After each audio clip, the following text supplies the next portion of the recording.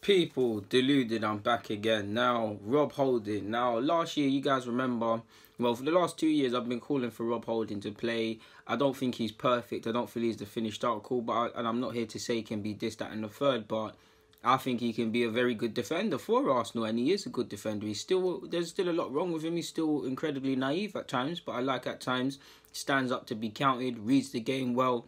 Good with his ball playing, especially under pressure. He's a decent centre half, certainly one of the better centre halves that we've not only bought for more money when we've got out of the financial restrictions, but some centre halves that have come here with more pedigree, playing for bigger clubs than he has at a time. Because when he was here, no disrespect to when he joined, no disrespect to Bolton, but he's playing for Bolton. He had a loan spell at Bury, wherever they were in the league at the time. Didn't have the most of experience, and we've seen people with more playing games on their CV than him, and he doesn't look out of place. And I mean, I think it's testament to him. He's been starved of football historically since he's been at the club. I say all of that with a pinch of salt because I'm not Wenger or he's bringing him in now, but he waited a bit.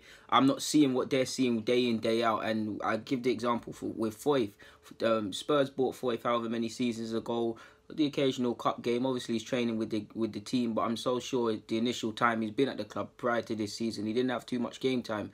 Some fans might have been calling for that, or I certainly posed the question to myself, why isn't he playing? Obviously, you can see why he's not playing, because I know he turned it around in the last game against Palace, but he was having a tough period in that game as well. He obviously, if I remember rightly, gave away some penalties in the first game he played, so if that are some of the concerns Unai probably has, then fair play to him. But I thought he was going to go up to I thought he would have got to the World Cup squad if he played enough games last season, and I still maintain that this year I think he can get I still think he can get an England cap. If I was him, just by looking at his stats, he's made 12 appearances, 7 in the league already.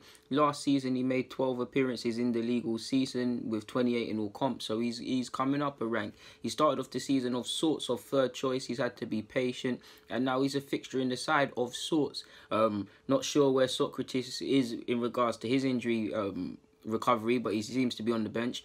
For me, it would be Holding and Socrates until either one does anything different. And again, you look at that Arsenal squad, there's question marks over the specific centre-halves, and Holding doesn't look out of place. If I was Holding, I would relish my chances of being a starter, and I would put pressure on. It remains to be seen what Koscielny is on when he comes back, but Koscielny, he's captained France to a European final, and they bottled it, but he captained them to that. Mustafi's a World Cup winner technically.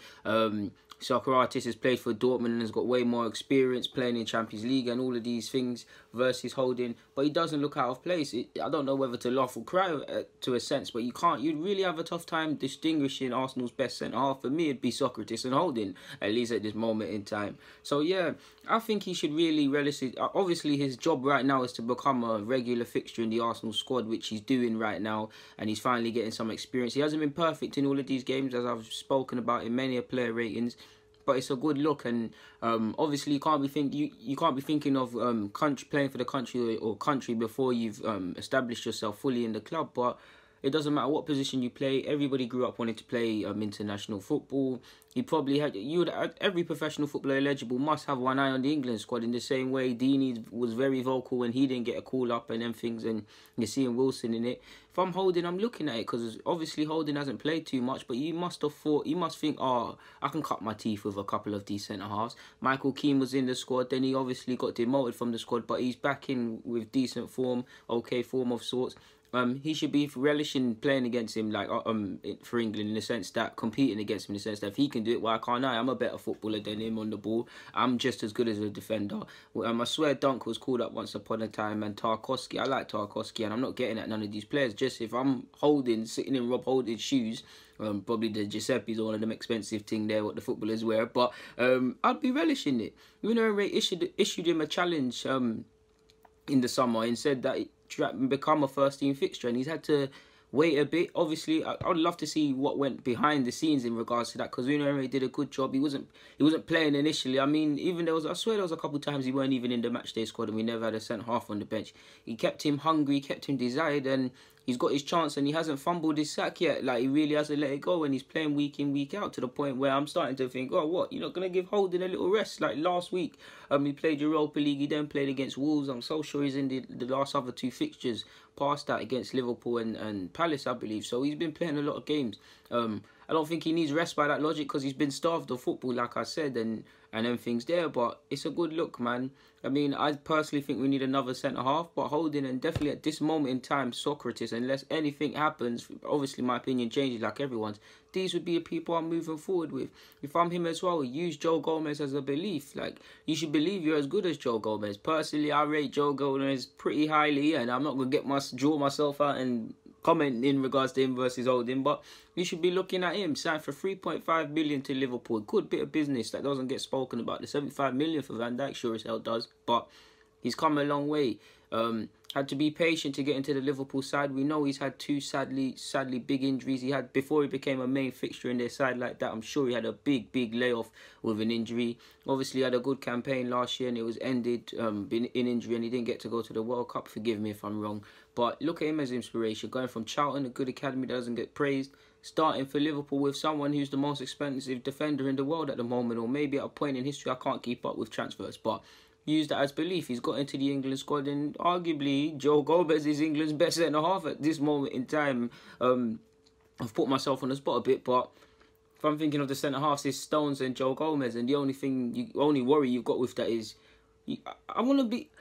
You would say they are inexperienced. I wouldn't say they are, but they are. Why I wouldn't say they are is because Stones has played quite a few games at Barnsley. He's played a lot of games at Everton, and he's obviously playing games at City, and he's played over many times for England. Joe Gomez has played at Charlton. He's played enough games at Liverpool, being a first-choice centre-half in big games now. So age is kind of irrelevant. And it doesn't really, experience doesn't really equate to age, but at the same time it does. There's just something about older centre-halves. You become a bit more street smart. Arguably, when you lose some of your physical capabilities, like if you lose a yard of pace, you've got to be a bit smarter in terms of your positioning to make up the ground you lose to someone that will beat you in a foot race, or possibly little smart fouls. And I know the real football people that are watching this know what I'm getting at, and you can't really buy that sort of thing. But yeah, man, he's, in short, Unai Emery gave him a challenge and he's responded well, and it's sad for his mate Chambers. I mean, I'm pretty sure they live together. Maybe not now, but they live together. I'm not too sure what his Arsenal future is saying, because he signed a new deal, looked like he was going to be played, going out on loan. And Fulham's defence, obviously I'm speaking specifically about Chambers, but it's not just on him. They're playing well for as a team, and their defence is all over the place. Not too sure if it's the sort of loan where Unai Emery is looking at him thinking, all right, wow, you've really become a different sort of player, let's bring you in. Or he might, obviously he's an intelligent man, he'll concede that what's going on at Fulham's difficult for any player in that environment, but you get the point, innit? And Chambers, I know I'm going a bit off topic, but Chambers reminds me of his first season at Arsenal, maybe his second season, his loan spell at Fulham so far, because obviously it's not going well for them. Oh, not that bit, but it's not going well for them. Seen him play centre-half at times with Mawson. He played centre-half. You've seen him play at right-back. He had a decent game against Liverpool in midfield, to be fair to them. Fulham, yeah, man, another day they might have got something out of a game like that. We're kind of hard done by, but they let themselves down with silly mistakes. But he's being played all about the place. It's not really ideal. You wanted him to get game time playing at centre-half like his best loan spell away from the club, or arguably his best spell in the Premier League, probably Middlesbrough, to be fair with you, playing week in, week out at centre-half. Not too many games he played at right-back. I think he had to fill in a couple of times when people were injured, but yeah, yeah, man, I can't remember. I don't think he set the world alight at Southampton, but yeah, we're going off topic, so yeah, man, Holding, keep it up, and you might just get an England place. And I mean, he's everything you look. He's not the finished article, like I said, but he's surely everything that Gareth Southgate looks in the centre half, especially with the ball playing stuff, and especially with some of these options being picked. No disrespect to Smalling, but especially if I'm Smalling, if I'm Holding, I'm looking at Smalling. I don't think Smalling's been called up, but he has been called up recently. I'll be looking at it like, if he can get called up, if I play games, I'm better than him. I'm twice the player he is. That's not me getting at Smalling. That's just me if I put myself in the psyche of Rob Holding. But yeah, people, there's nothing more to say on that. So let me get out of your hair. People, DG, comment, subscribe, and do the rest. I'm out. Thank you for watching.